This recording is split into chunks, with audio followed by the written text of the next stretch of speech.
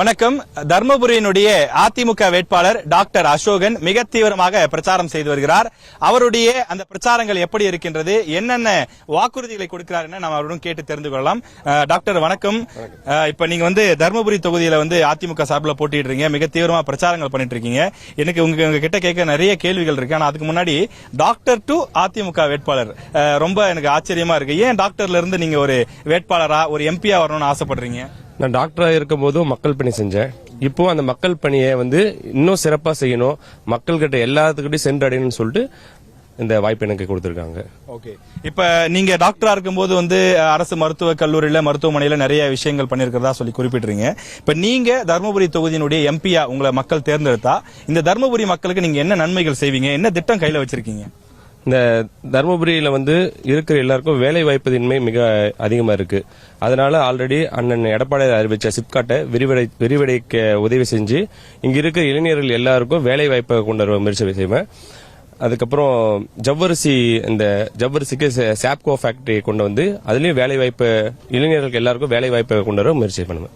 நிச்சயமா. இப்ப இளைஞர்களுடைய வேலை வாய்ப்பு பத்தி சொன்னீங்க, அதே மாதிரி பெண்கள் இருக்காங்க. பெண்கள் கிட்ட நம்ம பேசுறப்ப குடிதண்ணீர் பிரச்சனை ஒரு பெரிய பிரச்சனையா இருக்குன்னு சொல்றாங்க. ஆனா அருகிலேயே நிறைய நீர்நிலைகள் இருக்கு, ஆனாலும் தர்மபுரியில நிறைய பிரச்சனைகள் இருக்கு. அதுக்கான காரணம் என்ன? அதுக்கு நீங்க என்ன சொல்யூஷன் வச்சிருக்கீங்க? தர்மபுரியோடைய இந்த குடிநீர் பற்றாக்குறை தீர்வுக்கான நீங்கள் என்ன திட்டம் கையில வச்சிருக்கீங்க? இந்த ஒகேனக்கல் உபநீர் திட்டத்தை பத்தி இப்ப எல்லாரும் வந்தவங்க எல்லாம் பேசிட்டு இருக்காங்க. ஆனா இதை பத்தி முதல்ல பேச்சு எடுத்தவர், இது முதல்ல ஆரம்பிச்சவர் அண்ணன் எடப்பாடியார். நிச்சயம் அந்த உபரிநீர் திட்டத்தை கொண்டு இருக்கிற ஏரி குளங்கள் எல்லாம் ஆல்ரெடி அண்ணன் குடிமராமத்து பணி மூலியமா எல்லாமே ஏரி எல்லாம் தூர்வாரி வச்சிருக்காரு. இப்ப அந்த உபரிநீர் திட்டம் வந்துச்சுன்னா அந்த தூர்வாரிய ஏரிகள் எல்லாம் நிரப்பி மக்களோட வாழ்வாதாரத்துக்கும் மக்களோட விவசாயத்துக்கும் மேம்படுத்த உதவி செய்வேன். நிச்சயமா. இப்ப இதே மாதிரி பாக்குறப்ப தர்மபுரியை பொறுத்த வரைக்கும் இங்க சாலை பணிகள்லாம் நிறைய பண்ணணும் அப்படின்னு சொல்றாங்க. சாலைகள் விரிவடைய இல்ல சாலைகள் நல்ல தரமான சாலைகள் கொண்டு வருவதற்கு என்ன மாதிரியான அழுத்தம் கொடுப்பீங்க, என்ன மாதிரி திட்டம் வச்சிருக்கீங்க? இந்த சாலை விரிவடைக்க மக்களோட போக்குவரத்து வசதிக்கு பஸ் வசதி, இன்னும் சாலை இன்னும் விரிவடைக்க எல்லா வசதிகளும் நிச்சயம் நான் மத்திய அரசிடம் பேசி அவங்களுக்கு என்ன இந்த மக்களுக்கு என்னென்ன தேவை இருக்கோ அது எல்லாம் நிச்சயம் பெற்று தருவேன். அதே மாதிரி இந்த தொப்பூர் பாலம் ஒரு நாளைக்கு 2-3 ஆக்சிடென்ட் நடக்கிற ஏரியா. அது ஆல்ரெடி அவங்க டெண்டர் பாஸ் பண்ணிருக்காங்க. ஆனா அதை திரும்பவும் அழுத்தம் கொடுத்து எவ்வளவு சீக்கிரம் முடிக்க முடியுமோ அவ்வளவு சீக்கிரம் அந்த தொப்பூர் மேம்பாலம் அமைச்சு கொடுத்து மக்களுடைய அந்த விபத்துகளிலிருந்து தடுக்க நிச்சயமா முயற்சி பண்ணுவோம். இப்ப நீங்க ஒரு மருத்துவரும் கூட. தர்மபுரின்னு சொன்னாலே எனக்கு காலேஜ் டேஸ்ல இருந்து எனக்கு பர்சனலா ஞாபகம் வருது தண்ணீர் பிரச்சனைனால அந்த பல்கல்ல இருக்கக்கூடிய கரை இந்த மாதிரி பல விஷயங்கள்லாம் சொல்றாங்க. அதை சால்வ் பண்ண ஒரு மருத்துவருங்கிற அடிப்படையிலும் அதுக்கான ஸ்பெஷல் திட்டங்கள் வச்சிருக்கீங்களா? இல்ல, அது நம்ம உபரிநீர் திட்டத்தை கொண்டு வரும்போது எல்லாமே குளோரினேஷன் பண்ணும்போது நம்மளுக்கு எல்லாமே இன்னும் கொஞ்சம் சிறப்பா அமையும்.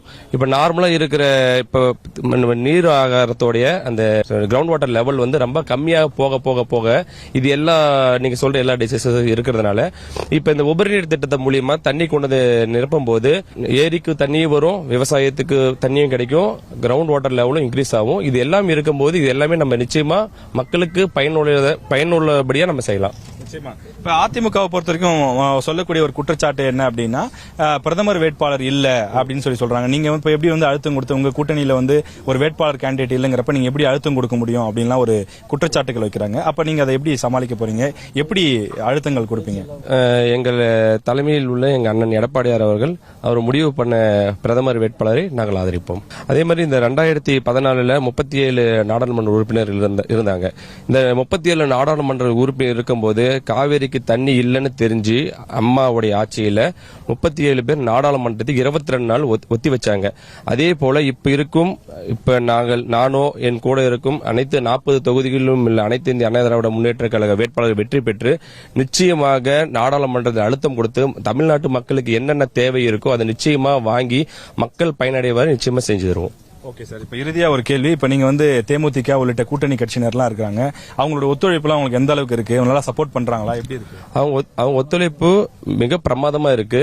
நாங்க செல்லும் இடம் எல்லாமே தேமுதிக மற்றும் உடன் இருக்க அனைத்து தோழமை கட்சிகளும் எங்களோட வாக்கு பெற்று எங்களுக்கு எல்லாமே உதவியா இருக்காங்க. Okay sir. இப்ப தர்மபுரியில விவசாயமும் ஒரு பிரதான தொழிலா இருக்கு. அப்படி இருக்கிறப்ப விவசாயிகள் முன்னேற்றத்திற்கு உங்ககிட்ட என்ன ஐடியா இருக்கு சார்? இல்ல, அண்ணன் எடப்பாடியார் ஆல்ரெடி அறிவிச்சது போல கூட்டுறவு கிடங்குகள் மேட்டூர்ல அரூர்ல இங்கெல்லாம் ஆல்ரெடி அறிவிச்சிருக்காரு. அந்த அறிவிச்ச மாதிரி இன்னும் நிறைய பகுதிகளுக்கு இந்த கூட்டுறவு சேமிப்பு கிடங்குகள் எல்லாம் கொண்டு வந்து விவசாய பொருள் எல்லாம் சேமிச்சு அது கெட்டு போகாத வரை சேமிச்சு வச்சு மக்கள் பயனுள்ள அமைச்சு தருவோம்.